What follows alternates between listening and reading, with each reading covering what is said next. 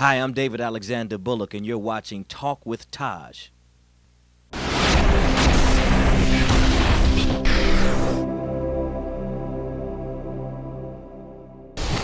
Welcome to another special edition of TWT TV. I have a very special guest with me in the building today, David Alexander Bullock. How you doing? I'm doing great, Taj. Good to be here. Man, thank you for coming on our show, man. Hey, no problem, man. When I knew I was interviewing you, I said, you know what, this guy's his resume it's amazing. Wow, man, I appreciate that. I had to go in there, after reading up, I had to go in there do my my history, and I had to go do my research. So, for those who are unfamiliar with David Alexander Bullock, kind of give them a little bit of the background. So, look, my name is David Alexander Bullock. I was born in Boston, grew up in Detroit. You may have seen me on The Preachers of Detroit, which is a reality TV show on Oxygen. I was also on Preachers of Atlanta. Done some MSNBC, CNN, and commentating, Huffington Post blogger. I'm a pastor as well, Greater St. Matthew Baptist Church in Highland Park, Bethany Baptist Church in Detroit. Recently just ran a failed bid for city council at large in the city of Detroit, but it was a great experience. Yeah. And so I'm very, very active in politics and social issues, and I'm the national spokesperson for the Change Agent Consortium.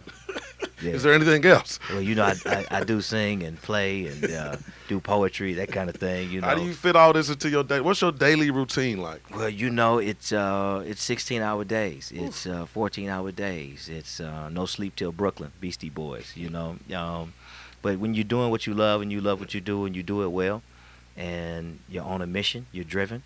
You know, you just sleep when you can and you just do the work. But so you know, I really don't even think about how much I'm doing or what I'm doing.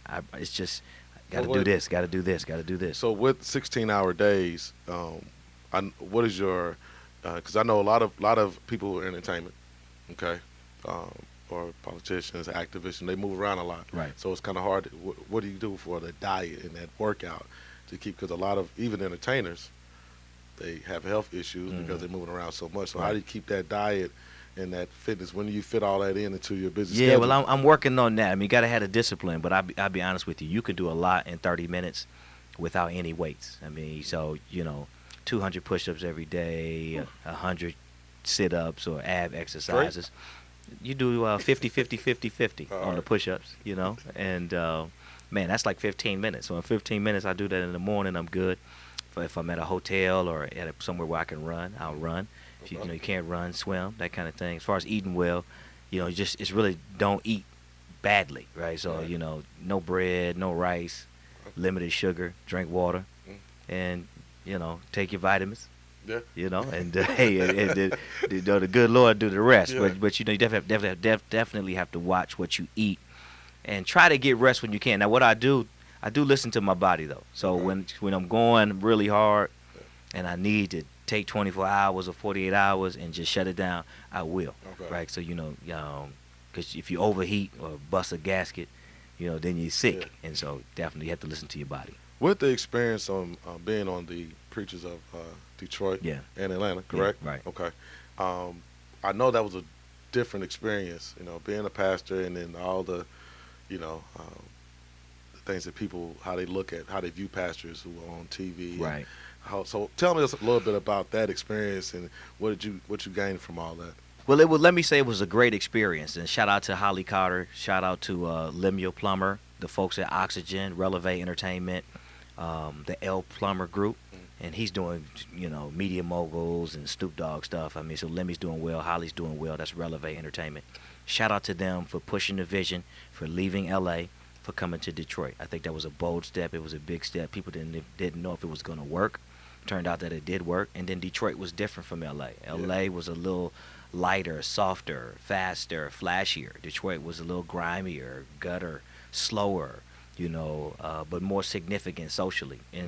And somehow the producers created space for folks like me to be able to platform not only preaching but activism, you know, street ministry, as well as sanctuary ministry. And so it was a great opportunity. But I will say this, a lot of haters, man. I mean, but most of that hate comes from pastors, right? So it's like, you know. It wasn't coming from the actual viewers of the show. People who don't go to church love me, right? People who are kind of on the fence, right? People who are activists but may not have found space in churches. and then don't get me wrong, we do get support from the church community, but most of the people who have a problem with me are like senior pastors, senior pastors. Who feel older like guys. you shouldn't have been on the show. Shouldn't have been on the show. You know, you're making the church look bad. You're exposing us. You shouldn't have talked to the bishops that way. You shouldn't have asked those questions. Or you just grandstanding, trying to make a name for yourself. I mean, all of the typical, can I say BS on Talk with Taj? Yes, yeah. You know, all of this typical BS, the malarkey, the shill bit, you know, that people throw your way. You know, so I'm a PK. I grew up in the church. My father's a pastor. My grandfather was a pastor. My mother was a PK. Her father was a pastor. Whew. So I understand how church can be, and but it still was shocking. This wasn't coming from church people. This was coming from pastors and church leaders. So that, you know, that was a little rough to deal with at times. So if you could take anything away from the experience, what would it be? Well, positively, I would say there's nothing like having a platform, and a lot of times pastors are limited by a reverend, right? Limited by the title, and then limited by the platform. Because if it's not a service or Sunday, if it's not a funeral, then people don't really look for pastors, right? But the reality TV show platform, you know, I'm a pastor, but I'm legitimately an entertainer. I was on the entertainment platform, right, which opens it up. I can host stuff, you know, I can MC stuff, you know, I can show up to events, you know, as David Alexander Bullock from the Preacher series, right, and still had influence, you know. Definitely went from Michigan to the nation, Michigan to the world. I mean, we have people in South Africa that contact me on Facebook or via email all the time. You know, no matter where I go across the United States of America, people recognize me. But what's cool about me is it's not like, hey, I recognize you. It's like, oh, you're Bullock, right? You know, and I'm doing some of the same stuff in my town that I saw you doing in Detroit. Let's link up. So, you know, right now we're in the process of trying to just link up with like-minded people who are fighting some of those same issues in their community. I mean, so positively, that's great. Negatively, I would say there are no negatives. It was amazing. I mean, I was looking for one. I was just saying, haterism and all that. You're gonna get hated on no matter what you do. So you might as well get hated on doing what you do. I heard that. Now, I know you have this nickname, right? Yeah. The General. Right.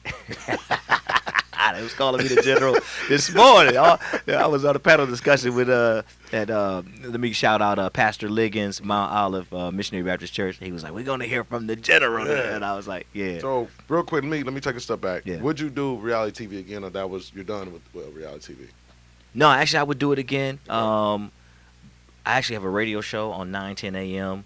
Monday through Friday, based out of Detroit, but it covers most of Michigan.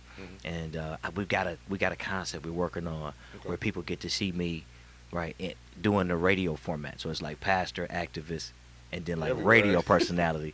And, you know, because there's drama in the station and drama with the producers and, you know, drama, you know, fighting the issue or like, you know, because I go hard on the radio. Like people saw Preachers of Detroit. I'm like that on the radio. So then the callers call in or you're talking about somebody and you see them at a restaurant later on that day. And they like, "Oh, I heard your show today," and I was like, "Yeah, you are a punk," you know.